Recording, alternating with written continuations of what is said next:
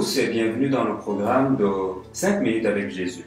Et cette semaine, je vous invite à lire Matthieu 7, 7 à 11. Alors je veux lire avec vous. Demandez et l'on vous donnera. Cherchez, vous trouverez. Frappez et l'on vous ouvrira. Car quiconque demande reçoit. Celui qui cherche trouve et l'on ouvrira à celui qui frappe. Quel homme parmi vous donnera une pierre à son fils s'il lui demande du pain? Oui, ou s'il demande un poisson, lui donnera-t-il un serpent?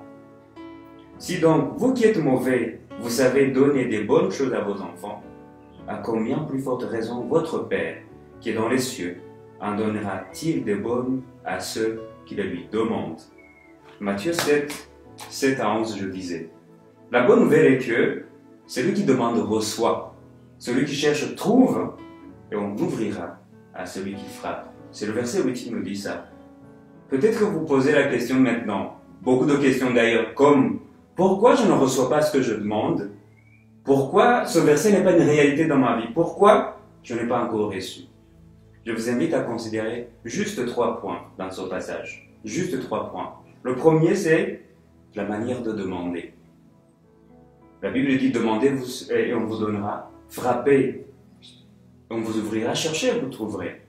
Mais la version normale, la version originale dit ceci. Demandez. Continuez à demander jusqu'à ce que vous trouviez. Jusqu'à ce qu'on vous donne. Cherchez, persévérez dans votre demande. Jusqu'à ce que vous trouviez. Frappez. Insistez dans votre manière de frapper et l'on vous ouvrira. Voyez-vous, ici c'est d'abord cette question de manière. J'insiste, je persévère jusqu'à ce que je voie ce que Dieu m'a promis. Je continue ma requête. C'est le premier point. J'insiste. Le deuxième, c'est Dieu sait de quoi nous avons besoin. Il va dire, mais est-ce qu'un homme donnerait une pierre à la place du pain? Est-ce qu'un homme donnerait un serpent à la place d'un poisson? Peut-être que vous avez l'impression que après votre prière, vous avez reçu un serpent. Peut-être que vous avez l'impression que après votre prière, vous avez reçu une pierre.